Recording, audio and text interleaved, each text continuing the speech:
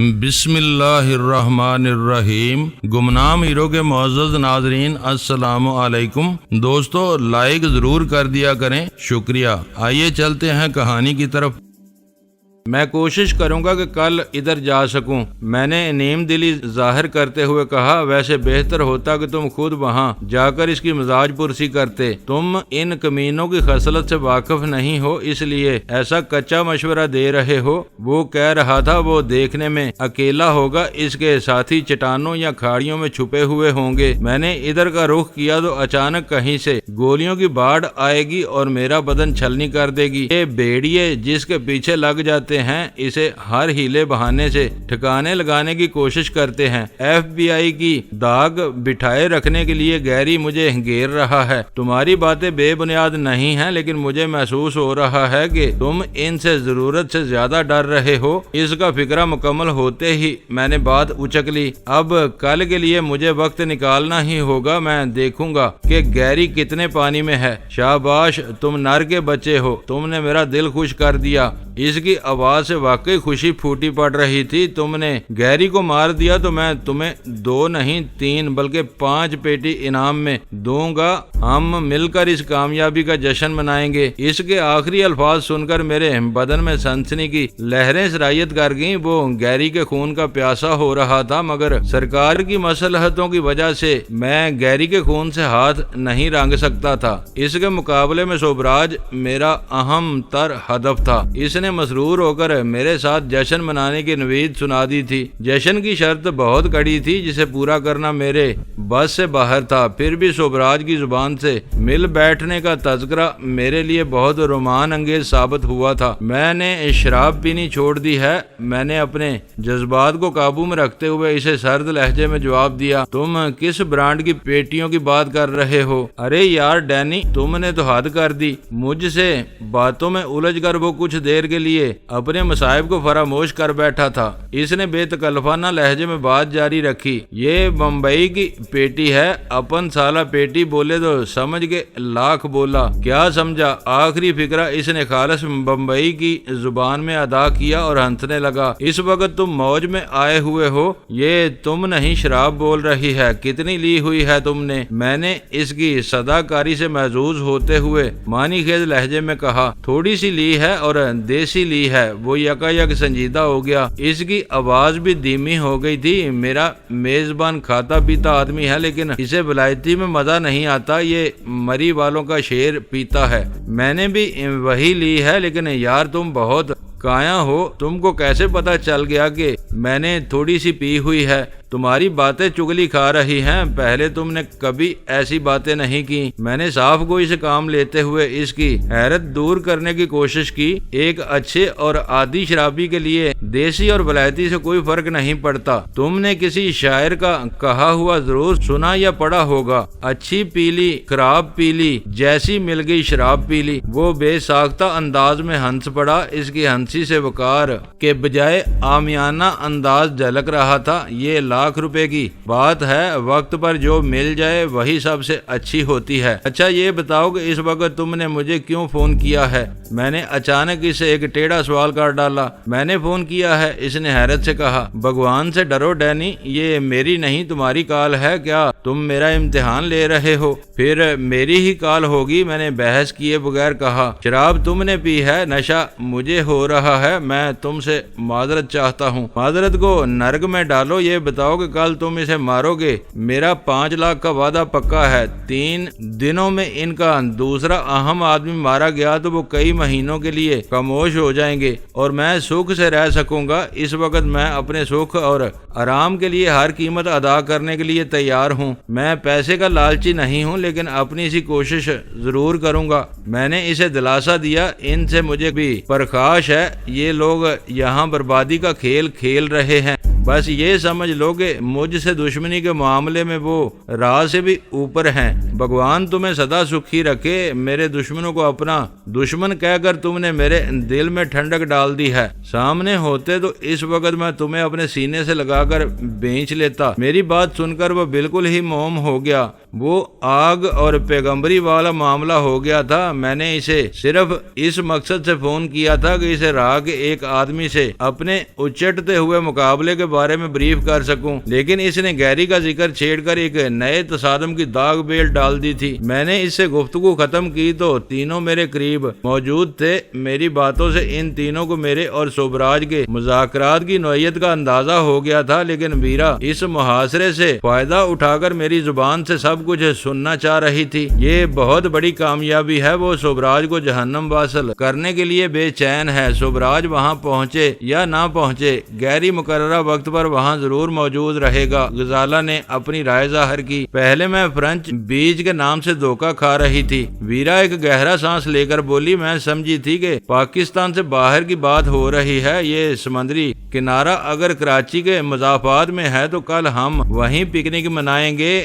گیری آ گیا تو شکار کا مزہ آ جائے گا، وہ نہ آیا تب بھی ہمارا دن بہت اچھا گزرے گا۔ کلفٹن کی بھیڑ بھاڑ میں میں سن بات لینے کا تصور بھی نہیں کر سکتی۔ وہاں دن بھر ریت پر پڑی دھوپ سینکتی رہوں گی۔ ڈھنگ کے کپڑے ساتھ لے لینا۔ سلطان شاہ منہ بنا کر بولا، سوئمنگ کاسٹیوم میں ابھی فیصلہ نہیں ہوا اور تم نے یہ طے کر لیا کہ کل پورا جلوس وہاں جائے گا؟ میں نے اس کی بات کاٹ کر ترشی سے کہا، وہ مجھے کرنل داور کے نام سے جانتے ہیں، لیکن ویرا دور ہی سے پہچان لی جائے گی۔ یہ خطرہ مول نہیں لیا جا سکتا۔ میں بدن پر لوشن لگا کر آنکھوں پر دھوپ کا تاریک چشمہ اور سر پر ٹوپی لگاؤں گی تو تم تینوں بھی مجھے نہیں پہچان سکو گے۔ ویرا مسکراتے ہوئے بولی، مار داڑ کی نوبت آئی تو میں گیری کے جبڑے ہلا دوں گی۔ لوشن کی وجہ سے اس کے فرشتے بھی مجھے نہیں پکڑ سکیں گے۔ ساحلوں پر نہانے والیوں سے فرشتے دور بھاگتے ہیں۔ سلطان شاہ بڑبڑایا، وہ واقعی تمہیں نہیں پکڑ سکیں گے۔ سوئمنگ کاسٹیوم پہننے والیوں پر شیطان کا خاص سایہ ہوتا ہے۔ انہیں جو دیکھتا ہے بہکنے لگتا ہے، اتنا نہیں بہکتا جتنا تم پشتوں میں بہکتے ہو۔ ویرا نے مسکرا کر طنز سے کہا اور سلطان شاہ یکلخت سنجیدہ ہو گیا۔ اس کی رحم طلب نگاہیں ویرا کے چہرے پر جم گئی تھی۔ وہ تینوں آپس میں الجھ رہے تھے اور میرا ذہن کہیں اور بھٹک رہا تھا۔ اگر گیری وہاں آ ہی جاتا تو وہ اس کو اغوا کرنے کا سنہری موقع تھا، جس کے لیے پوری ہوش مندی سے تیاری اور منصوبہ بندی کی ضرورت تھی۔ تم کہاں کھوئے ہو؟ اچانک ویرا کی چبھتی ہوئی آواز نے مجھے چونکا دیا۔ وہ براہ راست مجھ سے مخاطب ہو کر کہہ رہی تھی، تم نے سنا نہیں کہ یہ کیا کہہ رہا ہے؟ میں نے تفکر امیز نگاہوں سے ویرا کی طرف دیکھتے ہوئے خالی الذہنی کے عالم میں پوچھا، یہ کیا کہہ رہا ہے؟ مجھے چور بنا رہا ہے؟ ویرا گرائی۔ تم نہ بنو، میں نے اپنی اسی رو میں جواب دیا۔ یہ تمہارے ساتھ زبردستی تو نہیں کر سکتا۔ ویرا نے جلائے ہوئے انداز میں اپنی جگہ چھوڑی، تیزی سے میری طرف لپکی اور پھر اس نے میرے سامنے جھک کر میرے دونوں شانے تھام کر مجھے بری طرح جھنجھوڑ کر رکھ دیا۔ تم کہاں غائب ہو؟ تمہاری گنودہ آنکھیں بتا رہی ہیں کہ تم کسی گہری سوچ میں ڈوبے ہوئے ہو۔ تم ہوش میں آ کر میری بات کیوں نہیں سنتے؟ ویرا نے مجھے ایسے جناتی انداز میں جھنجھوڑا تھا کہ میں ایک ہلکی سی جرجری لے کر پوری طرح اس کی طرف متوجہ ہونے پر مجبور ہو گیا۔ کیا مصیبت ہے؟ کیا قیامت آ گئی ہے جو اس طرح میرے سر پر سوار ہوئی جا رہی ہو؟ میں نے تقریباً پھاڑ کھانے والے انداز میں پوچھا۔ کچھ نہیں ہوا، غزالہ نے اپنی ہنسی پر قابو پانے کی کوشش کرتے ہوئے کہا۔ ویرا اپنے بدن پر لوشن لگا کر گیری کی گرفت سے پھسل جانے کی بات بتا رہی تھی۔ اس بیچارے نے کہہ دیا کہ پرانے زمانے کے خاندانی چور بھی اپنے بدن پر تیل مل کر صرف ایک لنگوٹ میں وارداتیں کیا کرتے تھے۔ گڑبڑ ہونے کی صورت میں بھی کوئی انہیں پکڑنے میں کامیاب نہیں ہوتا تھا اور وہ صاف نکل جاتے تھے۔ اس میں چڑھنے کی کیا بات ہے؟ میں نے ویرا سے سنجیدگی سے پوچھا۔ وہ تمہیں گر کی بات بتا رہا ہے۔ پہلے ایسا ہی ہوتا تھا۔ پہلے چور اور ٹھگ بھی اپنی روایات سے انحراف نہیں کرتے تھے۔ آج شرفا روایت چکن ہوتے جا رہے ہیں۔ تمہارا خیال ہے کہ چوروں سے میرا موازنہ نہ کرنا درست ہے؟ ویرا نے میری آنکھوں میں آنکھیں ڈال کر ترشی سے پوچھا۔ براہ راست موازنہ نہ کرنا مناسب نہیں، لیکن ایک آدھ بات میں مثال دینے سے کیا فرق پڑتا ہے؟ ایسی چھوٹی موٹی باتوں کو درگزر کر دینا چاہیے۔ آج تک میں اسے معصوم اور سادہ لو سمجھ کر بہت ڈھیل دیتی آئی ہوں، لیکن اب میں اسے معاف نہیں کروں گی۔ چلو غصہ تھوک دو، میں اپنے الفاظ واپس لیتا ہوں۔ سلطان شاہ نے اس کی بات کاٹ کر بکھلائے ہوئے انداز میں کہا، اب اس میں ایسی کیا خرابی پیدا ہو گئی ہے کہ اس کی طرف سے تمہارا دل سخت ہو گیا ہے؟ میں نے سلطان شاہ معذرتی فکرے کو نظر انداز کر کے ویرا سے پوچھا۔ اب مجھے معلوم ہو گیا ہے کہ یہ کتنے پانی میں ہے۔ نیو خان ہوٹل والے سے فون پر اس کی باتیں سن کر میں ہکا بکا رہ گئی تھی۔ مجھے اپنے کانوں پر یقین نہیں آ رہا تھا کہ یہ اندر سے اتنا بدماش ہو سکتا ہے۔ تم نے پھر وہ بات نکالی۔ سلطان شاہ نے ایک مرتبہ پھر ویرا کی بات اڑا دی۔ میں اپنے الفاظ واپس لے چکا ہوں۔ ویرا نے مڑ کر سلطان شاہ سے پشتو میں کچھ کہا جو میرے پلے نہیں پڑ سکا، لیکن سلطان شاہ کے چہرے کا رنگ اڑ گیا۔ وہ ویرا سے نظریں چار کرنے کی بجائے سٹپٹائے ہوئے انداز میں ادھر ادھر دیکھ رہا تھا۔ ویرا سے نظریں ملائے بغیر اس نے نیم مردہ آواز میں پشتو میں کچھ کہا۔ وہ یقیناً کئی فکرے تھے۔ وہ جواب سن کر ویرا کے پتلے پتلے گلابی ہونٹوں پر ہلکی سی فتح مندانہ مسکراہٹ تیر گئی، جس میں طنز بھی شامل تھا۔ یہ تم دونوں نے کیا شروع کر دیا؟ غزالہ نے احتجاج کیا۔ اردو میں بات کرو تاکہ ہم بھی کچھ سمجھ سکیں۔ ان دونوں کی وہ خفیہ مفاہمانہ کاروائی مجھے بھی پسند نہیں آئی۔ میں نے ویرا سے کہا، تم نے سلطان شاہ کو دوسری بار اس پراسرار گفتگو عطا نہ دیا ہے، ایک بار کھل کر بتا کیوں نہیں دیتی کہ اس نے اپنے دوست سے کیا باتیں کی تھی؟ کب تک اسے اس طرح بلیک میل کرتی رہو گی؟ سلطان شاہ نے مجروح اور شکایتی نظروں سے مجھے گھورا اور پیر پٹکتا ہوا وہاں سے نکلتا چلا گیا۔ سلطان شاہ کی اجازت کے بغیر میں اس گفتگو کا ایک لفظ بھی نہیں بتاؤں گی، ویرا نے اسے سنانے کے لیے اونچی آواز میں کہا۔ یہ میرا اور اس کا معاملہ ہے، کسی اور کو اس میں دخل انداز ہونے کا حق نہیں ہے۔ تمہارے ڈنگ بہت نرالے ہیں، غزالہ نے طنز سے کہا۔ اسے دمکاتی ہو اور پھر اس سے دوستی کی بھی دعوے دار ہو، سمجھا کرو۔ ویرا نے بائیں آنکھ دبا کر مسکراتے ہوئے جواب دیا۔ بہت مشکل سے اسے لگام دینے کا ایک موقع ہاتھ آیا ہے تو میں اس سے پورا فائدہ اٹھاؤں گی۔ کم از کم چند ہفتوں تک مجھ سے اس کی رگ دبتی رہے گی۔ اس خوش فہمی میں نہ رہنا، غزالہ بولی۔ اس کا دماغ سنک گیا تو وہ کسی وقت بھی تمہارے سامنے تن کر کھڑا ہو جائے گا۔ اس وقت تم ساری باتیں دہرا کر بھی اسے شرمندہ نہیں کر سکو گی۔ میں اسے تم سے زیادہ جانتی ہوں، اس نے غزالہ کی قطع کلامی کرتے ہوئے کہا۔ مجھے معلوم ہے کہ میں اس کو کہاں تک دبا سکتی ہوں۔ اس بارے میں مجھے کسی کے مشورے کی ضرورت نہیں ہے۔ اس وقت تم نے شور مچا کر میرا موڈ غارت کر دیا۔ میں نے برا سا منہ بنا کر کہا، بعض اوقات تم اپنی ذہنی سطح سے بہت نیچے آ جاتی ہو۔ ایسے مفت کے جھگڑے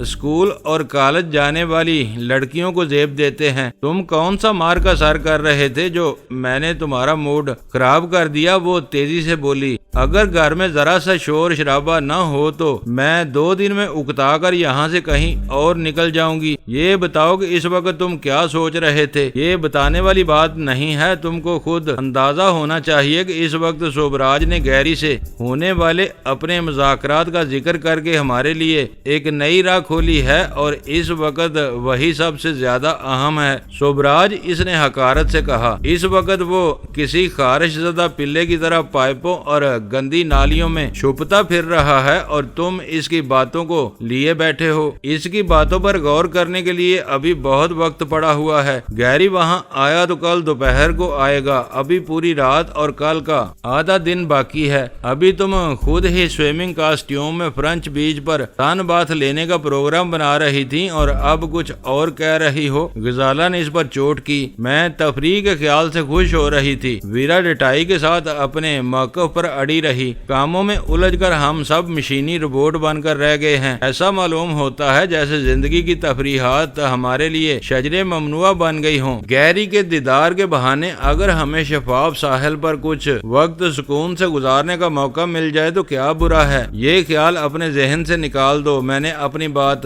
دہرائی۔ گیری وہاں آ گیا تو تم دور ہی سے پہچان لی جاؤ گی۔ یہ خطرہ مول نہیں لیا جا سکتا۔ اس پروگرام میں تمہاری شمولیت کی کوئی گنجائش نہیں نکل سکے گی۔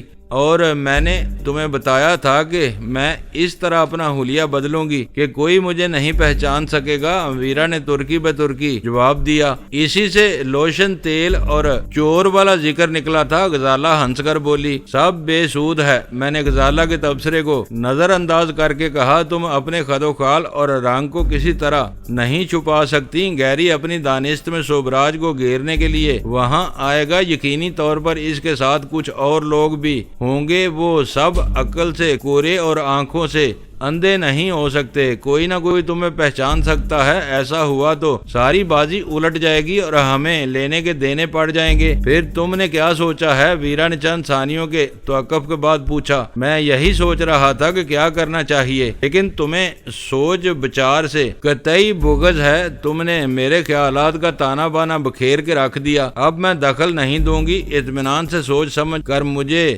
معلوم ہونا چاہیے کہ تم کس نتیجے پر پہنچے ہو۔ میری دلیل سے قائل ہو جانے کے بعد اس نے اپنی شمولیت پر اصرار نہیں کیا تھا، لیکن آخری فقرہ ادا کرتے ہوئے اس کے لہجے میں بالکل ہلکا سا تحکم شامل ہو گیا تھا۔ بہت بہتر، میں نے مسکرا کر کہا، تمہاری منظوری اور اجازت کے بغیر ہم فرینچ بیچ کا رخ نہیں کریں گے۔ کیا تم یہ بتانا پسند کرو گے کہ تم گیری کے بارے میں کن خطوط پر سوچ رہے ہو؟ اس بار ویرا نے سنجیدگی اور بردباری سے سوال کیا تھا۔ یہ ایک سنہرا موقع ہے۔ گیری نے اپنا پروگرام سوبراج کے ساتھ طے کیا ہے، اس میں کسی اور فریق کا کوئی دخل نہیں ہے۔ میں نے اسے بتانا شروع کیا، سوبراج کا فرینچ بیچ جانے کا کوئی ارادہ نہیں ہے۔ اس نے گیری کو ذلیل کرنے کے لیے ایک جنگیے میں اسے وہاں بلایا ہے۔ اس دوران میں گیری کے ساتھ جو کچھ ہوگا وہ سوبراج کے کھاتے میں جائے گا۔ آپ بھول رہے ہیں کہ یہ لوگ اتنے شریف نہیں ہیں۔ نک کو کفیل نے مارا تھا، وہ خود زخمی حالت میں پکڑا گیا۔ یہ بھی پتا چل گیا کہ اسے شیر دل نے اس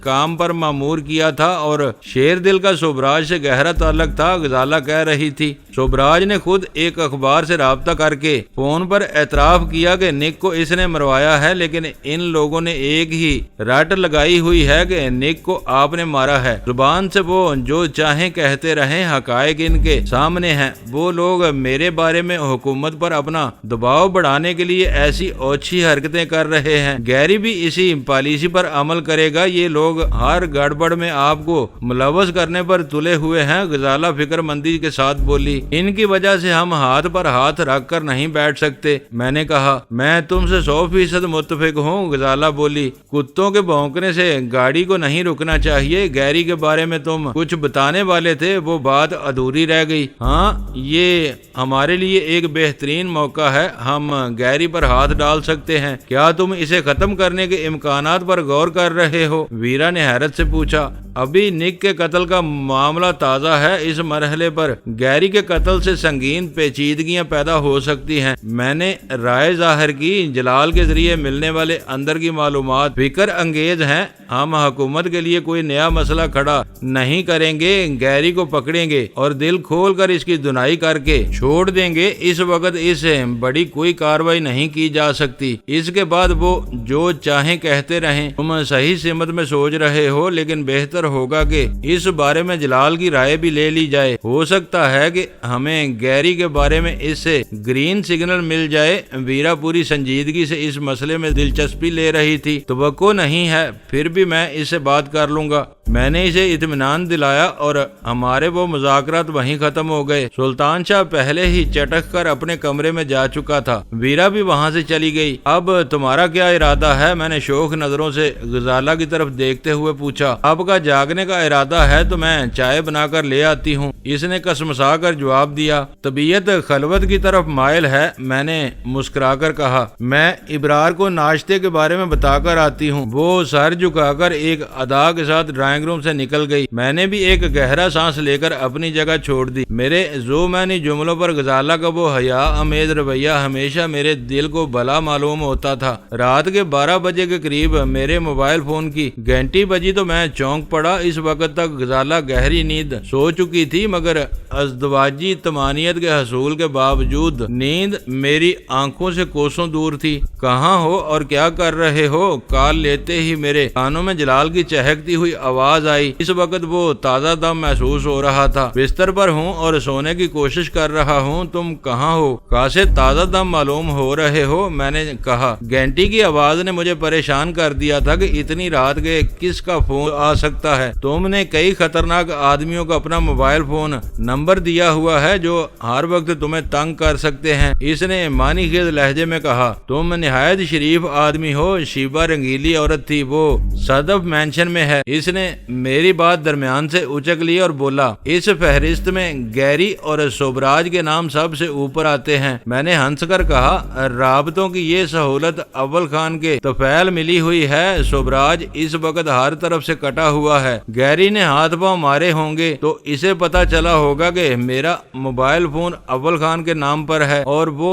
मुतमिन हो गया होगा कर्नल दावर इसी का फोन इस्तेमाल कर सकता है, क्योंकि वो कराची में STF का कमांडर है। मूड हो तो सदफ मेंशन चले आओ, मैं इसी तरफ जा रहा हूँ। क्यों, वहाँ क्या खास बात है? मैंने चौंक कर पूछा। जनरल वकार भी अव्वल खान के साथ वहाँ आ रहा है। जलाल ने वो इंकिशाफ करके मुझे हैरान कर दिया। वो कह रहा था, ये जनरल से मेरी पहली मुलाकात होगी। रात के 12 बजे ऐसी क्या इमरजेंसी पेश आ गई कि तुम लोग एक जगह जमा हो रहे हो? मलबे से कुछ ठोस शवाहद मिले हैं, अब बात आगे तक जाएगी। लेकिन तुम तो बता रहे थे कि इस्लामाबाद से माहिरीन रात गए पहुंचेंगे और इनका काम सुबह शुरू होगा। पहले यही प्रोग्राम था, लेकिन इस मामले की संगीन नौयत की वजह से तरजीहात तब्दील हुई हैं और काम वक्त से पहले शुरू कर दिया गया है। ये बहुत अच्छा हुआ। मैं सोच रहा था कि जब इस शहर में STF जैसी मजबूत फोर्स का सरबराह महफूज नहीं है तो दूसरों के बारे में क्या कहा जा सकता है। ये संगीन वाकया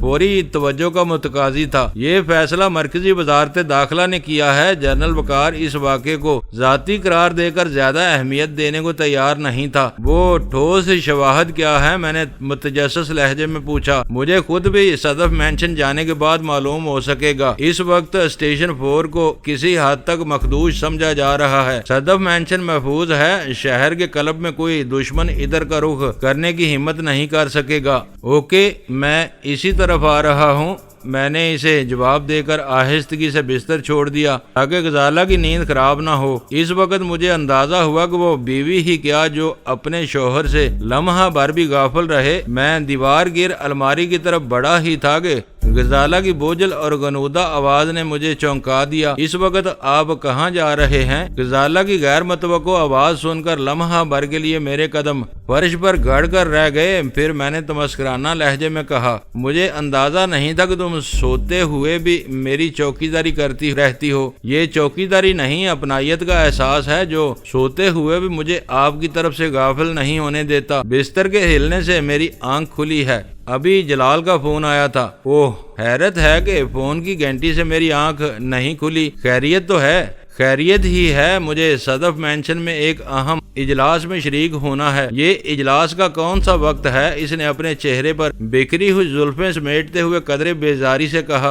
अपने जहन पर ज्यादा जोर न दो और सो जाओ, मैं थोड़ी देर में वापस आ जाऊंगा। मैंने अलमारी में से अपने लिए एक जोड़ा मुंतखब करते हुए जवाब दिया। गजाला की गहरी नींद उचाट हो गई थी। वो बिस्तर छोड़कर मेरा हाथ बटाने लगी। वो मेरी बीवी थी। अपने आराम को खैरबाद कहकर बाहर तक मेरे साथ आई। छत पर इब्रार अपनी ड्यूटी पर मुस्तैद था। आहटे सुनकर वो भी दबे पांव नीचे आ गया, लेकिन गाड़ी का धीमा इंजन स्टार्ट होने पर भी वीरा और सुल्तान शाह की नींद में कोई फर्क न आया। मेरे रवाना होने तक वो दोनों गधे घोड़े बेचकर सो रहे थे। शहर पर रात का साया गहरा हो चुका था। सड़कों पर ट्रैफिक के नाम पर बराए नाम गाड़ियां नजर आ रही थी। मैं घर से निकला और जेल का तवाफ करता हुआ नश्तर रोड पर निकल आया। रास्ते में लसबेला चौक के होटलों पर रौनक थी, वरना हर तरफ रात के सन्नाटे का राज था। मैं तेज रफ्तारी के साथ जरा सी देर में सदफ मेंशन पहुंच गया। नश्तर रोड से सदफ मेंशन वाली जैली सड़क पर घूमते ही मैंने इमारत के इन इजाफी मुहाफिजों को देख लिया था जो मलंगों और मवालियों के रूप में आसपास जमे हुए थे। वो तीनों मुझसे पहले वहां पहुंच चुके थे और इमारत के इस इकलौते दफ्तरनुमा कमरे में मौजूद थे जहां दफ्तर लवाज़म के साथ दीवार गिर अलमारियों में किताबें بھی سجی ہوئی تھی۔ جلال سے سہ پہر کو میری ملاقات ہو چکی تھی۔ میجر جنرل وقار سے ملے ہوئے مجھے 12 گھنٹے سے زائد مدت گزر چکی تھی۔ اس نے گرم جوشی کے ساتھ مجھ سے بغل گیر ہو کر میرا استقبال کیا۔ اپنے افسران اعلیٰ کی موجودگی میں اول خان محتاط نظر آیا۔ میرے لیے یہ فخر اور خوشی کی بات ہے کہ آج جنرل نے صدف مینشن کو عزت افزائی کے قابل سمجھا۔ جلال پرجوش لہجے میں کہہ رہا تھا، میرے لیے ایس ٹی ایف کے کسی سربراہ سے ملاقات کا یہ پہلا موقع ہے۔ یہ گیری کی مہربانی ہے کہ ہماری ملاقات ہو گئی۔ جنرل نے ہنستے ہوئے کہا، میری گاڑی پر راکٹ فائر کرنے کے لیے اس نے ایسے وقت کا انتخاب کیا ہوتا جب میں گاڑی میں سفر کر رہا ہوتا تو شاید اس وقت ہم یکجا نہ ہوتے۔ ہماری طرح شاید وہ بھی کچھ محتاط ہو گئے ہیں۔ جلال بولا، دہشت گردی کر رہے ہیں مگر خون ریزی سے گریز کر رہے ہیں۔ وہ پوری قوت سے میدان میں اترے ہوئے ہیں اور کسی چیز سے گریز نہیں کر رہے۔ میں نے اس کی تردید کرتے ہوئے کہا، وہ جانتے ہیں کہ انہوں نے ایس ٹی ایف کے سربراہ کو نشانہ بنایا تو ان کا کوئی آدمی جوابی کارروائی سے محفوظ نہیں رہے گا۔ وہ اپنے محدود مقاصد کے لیے کام کر رہے ہیں اور ایس ٹی ایف پر دباؤ ڈال کر اسے میری حمایت سے باز رکھنا چاہ رہے ہیں۔ تمہاری گاڑی تباہ کر کے انہوں نے اپنی طاقت کا مظاہرہ کیا ہے اور وہ اس میں کامیاب رہے۔ جلال نے لقمہ دیا، ایسا کچھ نہ کچھ وسائل ہمارے پاس بھی ہیں۔ ہم چاہیں تو نیو یارک یا واشنگٹن کے کسی مرکزی علاقے میں کسی اہم سرکاری افسر کی گاڑی کو اڑا سکتے ہیں، لیکن یہ ایک بے مقصد اور مجنونانہ کارروائی ہوگی۔ جنرل بولا، ہم میں اور ان میں یہی بنیادی فرق ہے۔ میں نے کہا، وہ کھلی ریاستی دہشت گردی پر اتر آئے ہیں، ہم اس میں یقین نہیں رکھتے۔ گیری کے پینٹاگون اور ایف بی آئی سے گہرے مراسم ہیں۔ وہ یہاں معمور سفارتی عملے کا ذمہ دار رکن ہے، لیکن اس کی حرکتیں گھٹیا ہیں۔ یہ بتاؤ کہ ملبے کے معائنے سے کیا نتائج برآمد ہوئے؟ ملبے سے H4 نامی ایک خوفناک چپ برآمد ہوا ہے جو امریکہ کی ایجاد ہے اور صرف ان ہی لوگوں کے استعمال میں ہے۔ جنرل نے بتایا، یہ کیسے پتا چلا کہ وہ جلی ہوئی شے H4 ہے؟ میں نے پہلو بدل کر پوچھا۔ وہ سالم اور فعال ہے۔ H4 اس پر کنندہ ہے۔ کیا وہ آگ میں جل کر تباہ نہیں ہوا؟ میں نے حیرت سے سوال کیا۔ اس کی خوبی یہی ہے کہ 900 ڈگری سینٹی گریڈ پر بھی اس کا کچھ نہیں بگڑتا۔ یہ چپ اپنا کام کرتا رہتا ہے۔ اسے تباہ کرنے کی صرف ایک صورت ہے کہ اسے ہتھوڑی سے کچل کر توڑ دیا جائے یا بمشکل آدھے انچ کا ایک حقیر سا اور چپٹا مربع ہے، اور یہ کام کیا کرتا ہے۔ میں نے سوالات کا سلسلہ جاری رکھا۔ سگنل نشر اور وصول کرتا ہے۔ نشر ہونے والے اشاروں سے یہ اپنی جائے وقوع کی نشاندہی کرتا ہے، آنے والے اشاروں کی رہنمائی کرتا ہے۔ اس کے برآمد ہونے کے بعد مجھے پورا یقین ہو گیا ہے کہ میری گاڑی پر گرنے والے راکٹ کو اسی H4 نے گائیڈ کیا ہوگا۔ صحیح نشانے پر لگنے والے ہتھیاروں میں یہ ہوش ربا اضافہ ہے۔ مجھے کچھ یاد آ رہا ہے کہ میں نے H4 کے بارے میں کہیں نہ کہیں سنا یا پڑھا ہے۔ جلال نے خود کلامی کے انداز میں جنرل کی باتوں کی تائید کی۔ اگر یہ چپ اسی قدر اہم ہے تو امریکیوں نے اسے خفیہ بھی رکھا ہوگا، میں نے پرتشویش لہجے میں کہا۔ جب سے H4 کو فوجی اور دفاعی استعمال میں لایا گیا ہے، اس کے بارے میں ہر تفصیل کا مکمل بلیک آؤٹ کر دیا گیا ہے۔ کیا اس سے پہلے اسے کسی اور مقصد کے لیے استعمال کیا جاتا تھا؟ میں نے چونک کر سوال کیا۔ یہ ناسا کے سائنسدانوں کی ایجاد ہے۔ سورج سے قریب گرم سیاروں کی طرف بھیجی جانے والی خلائی مہمان میں اس کی کارکردگی کا چرچا ہوا تھا، پھر یکایک امریکی فوج نے اسے اپنی تحویل میں لے لیا۔ جنرل کہہ رہا تھا، مجھے حیرت تھی کہ اس خفیہ اور طاقتور چپ کے بارے میں تمہیں کہاں سے معلومات مل گئیں؟ میں نے کہا، مجھے کچھ معلوم نہیں تھا۔ جنرل وقار نے سادگی سے اعتراف کیا، یہ باتیں مجھے اسلام آباد سے آنے والی ٹیم کے ایک رکن نے H4 دریافت ہونے کے بعد بتائی تھی۔ وہ اسی شعبے کا ماہر ہے، اس نے امریکہ میں تعلیم اور تربیت حاصل کی ہے۔ اب وہ H4 کہاں ہے؟ جلال نے پوچھا۔ وہ انہی لوگوں کے پاس ہے۔ وہ اسے پوری طرح تباہ کیے بغیر ناکارہ بنائیں گے تاکہ اس کے ذریعے کوئی دوسرا راکٹ نشانے پر نہ آ سکے۔ اس کی باقیات کو شاید ثبوت کے طور پر اعلیٰ امریکی حکام کے حوالے کیا جائے گا۔ یہ بات بہت تشویشناک ہے کہ اب یہ لوگ ایسی ہائی ٹیک ایجادات بھی یہاں استعمال کر رہے ہیں وہ کھلی دوگلی پالیسی پر عمل کر رہے ہیں۔ سرکاری سطح پر ہمارے قریبی حلیف بنے ہوئے ہیں، غیر سرکاری طور پر اپنے افسروں کو کھلی بدماشی کی چھوٹ دی ہوئی ہے۔ پتہ نہیں یہ سلسلہ کہاں رکے گا۔ میں نے کہا تم کچھ زیادہ پریشان ہو رہے ہو۔ جنرل نے تشفی امیز لہجے میں کہا ابھی بات اتنی زیادہ نہیں بڑی ہے، وہ کسی پاکستانی ایجنسی سے نہیں الجھے، انہوں نے پہلی بار مجھے ہدف بنایا ہے اور میں واضح طور پر ایک غیر آئینی فورس کا سربراہ ہوں۔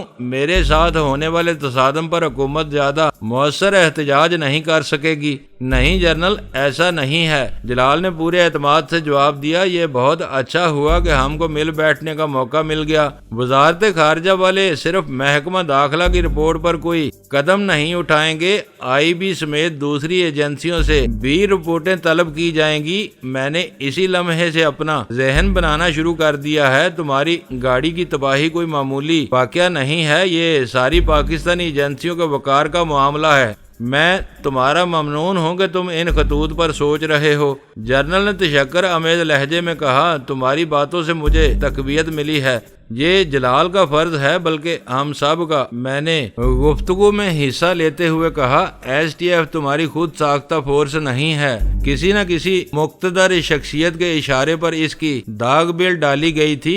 تمہیں تحفظ فراہم کرنا ان قوتوں کی ذمہ داری ہے، بیچ منجدار میں تمہیں بے یار و مددگار نہیں چھوڑا جائے گا۔ لمحہ بھر کے توقف کے بعد میں جلال کی طرف متوجہ ہو گیا۔ تم اپنی رپورٹ کے بارے میں کیا سوچ رہے ہو؟ پہلی اور بنیادی بات یہ ہے کہ اس میں اسپیشل ٹاسک فورس کا کوئی ذکر نہیں ہوگا، جلال نے فیصلہ کن انداز میں کہا۔ اس کے بغیر بات کیسے بنے گی؟ اول خان نے مضطربانہ انداز میں پہلی بار اپنی زبان کھولی۔ چھاونی کے حساس علاقے میں پاکستانی فوج کے ایک ریٹائرڈ میجر جنرل کی گاڑی پر راکٹ فائر ہونے کی رپورٹ دی جائے گی۔ ان کی طرف سے ایس ٹی ایف کا نام لیا جا سکتا ہے۔ وہ جانتے ہیں کہ جنرل وقار اس وقت ایس ٹی ایف کے کمانڈر ہیں۔ اول خان نے اعتراض کیا۔ ان کی حکومت مانتی ہے کہ پاکستان میں ایس ٹی ایف نامی کسی فورس کا وجود نہیں ہے۔ جب تک وہ اپنا موقف نہیں بدلتے ان کی طرف سے ایس ٹی ایف کا نام لیے جانے کا کوئی امکان نہیں ہے۔ یہ باریکی میرے ذہن میں نہیں آ سکی تھی۔ اول خان نے اعتراف کیا۔ اس وقت ہمارے آنے کا مقصد بھی یہی تھا کہ مل بیٹھ کر آئندہ کے لیے کوئی لائحہ عمل طے کر لیا جائے۔ اسلام آباد بہت حساس شہر ہے، وہاں کچھ پتہ نہیں چلتا کہ کون کس روپ میں کس کی نگرانی کر رہا ہے۔ اس معاملے میں کراچی محفوظ شہر ہے۔ میرا خیال ہے کہ کسی کو کانوں کان بھی ہماری اس ملاقات کا علم نہیں ہو سکے گا۔ جنرل وقار نے مزید وضاحت کی۔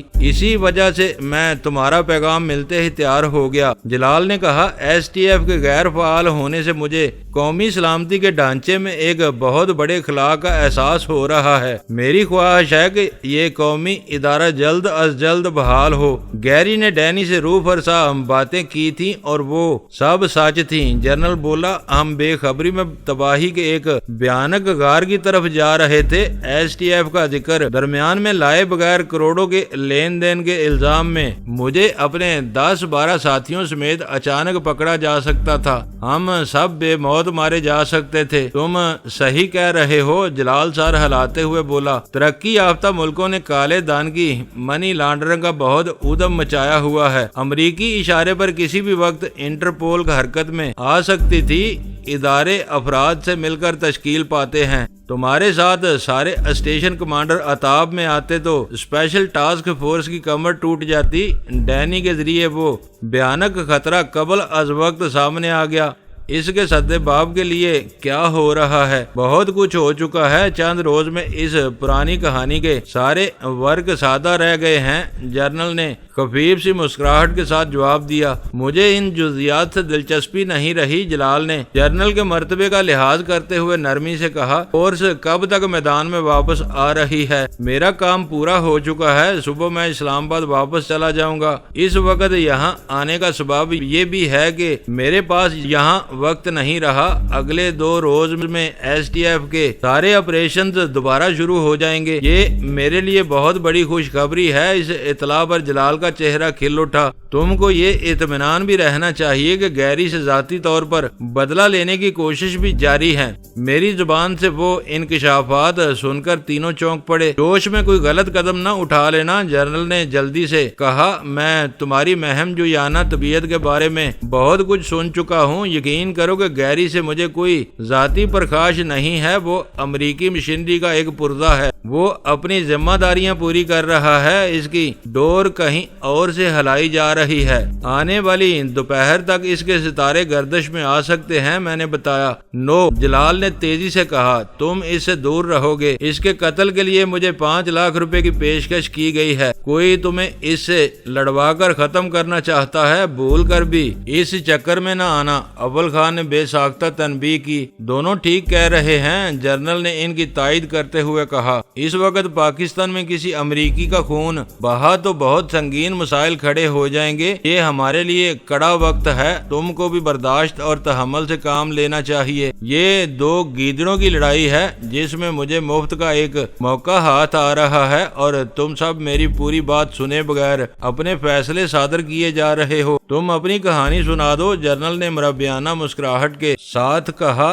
یہ خیال رہے کہ گیری کا خون اس وقت بہت قیمتی ہے، اس کا ضیاع نہیں ہونا چاہیے۔ میں نے ان تینوں کو پورے پس منظر سے آگاہ کر دیا۔ یہ حیرتناک صورتحال ہے۔ پوری تفصیل سن کر جلال بے ساختہ بول پڑا۔ چور کو مور پڑنا اسی کو کہتے ہیں۔ وہ دونوں ایک دوسرے کو مارنے کے در پہ ہیں، اور کمال ہے کہ شبراج اسے پلیٹ میں سجا کر نہ صرف تمہیں پیش کر رہا ہے بلکہ اس کام کے عوض 5 لاکھ روپے دینے پر بھی آمادہ ہے۔ اب بتاؤ کہ ان حالات میں میری رال نہ ٹپکے تو کیا ہو؟ میں نے ہنس کر پوچھا۔ میرا اندازہ ہے کہ تم شبراج کی مکمل برین واشنگ کرنے میں کامیاب ہو گئے ہو، اول خان نے پرخیال لہجے میں کہا۔ وہ تم پر پورا بھروسہ کرنے لگا ہے۔ ایسا ویسا شام کو اس نے مجھے راہ کے 2 ایجنٹوں کی آمد کی خبر دی تھی۔ ان دونوں کے ستارے اچھے تھے کہ وہ بچ گئے، ورنہ اس وقت وہ بھی یہاں موجود ہوتے۔ میں جلال کے اما پر صدف مینشن پہنچا تھا۔ میں نے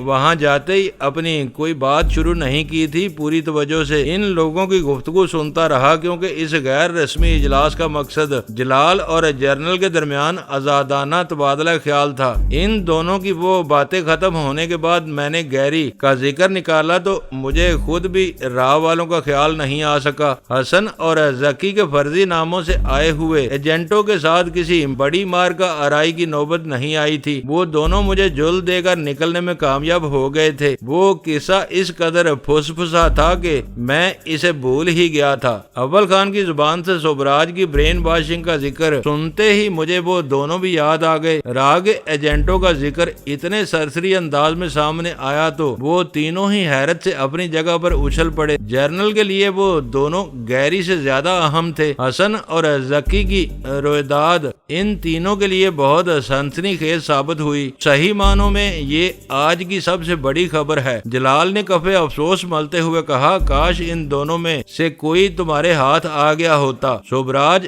ان دونوں کی طرف سے خوف زدہ ہے۔ اسے ڈر ہے کہ ان کی کسی دہشت گردی کو میں اس کے کھاتے میں نہ ڈال دوں۔ میں نے کہا، مجھے امید ہے کہ وہ دونوں اس سے رابطہ کریں گے اور وہ فوری طور پر مجھے اطلاع دے دے گا۔ مجھے توقع نہیں تھی کہ راہ والے 1-2 مہینے تک کسی کو ادھر بھیجنے کی ہمت کر سکیں گے۔ جلال بولا، گوپال راج ان کا بہت کامیاب بلیک کیٹ تھا۔ ہمارے 7 قیدیوں کی رہائی کے بدلے اسے واپس لیتے ہی انہوں نے یہ ٹیم بھیجی ہے۔ میری تمنا ہے کہ وہ کوئی بڑی کارروائی کرنے سے پہلے پکڑے جائیں۔ ہر محاذ کی خبریں گرم ہیں۔ اول خان ایک گہرا سانس لے کے بولا، دیکھنا ہوگا کہ پہلے کہاں پیش رفت ہوتی ہے۔ پہلا مارکا گیری والا ہی ہو سکتا ہے، جنرل بولا۔ اس کے بارے میں تم نے کیا فیصلہ کیا تھا؟ مجھے بھی اندازہ ہے کہ اس کی ہلاکت سے مسائل پیدا ہوں گے۔ میں نے سنجیدگی سے کہا، اسے مار پیٹ کر چھوڑنا زیادہ بہتر رہے گا۔ یہ کام تم کہاں کرو گے؟ جلال نے مجھ سے پوچھا۔ اسے اگر آنا ہے تو وہ فرینچ بیچ پر آئے گا، اس سے وہیں نمٹنا پڑے گا۔ شاید تم نے وہ علاقہ نہیں دیکھا، صرف فرینچ کا نام سنا ہے۔ جلال نے میری جواب پر اپنی رائے ظاہر کی اور میں اسبات میں سر ہلا کر رہ گیا۔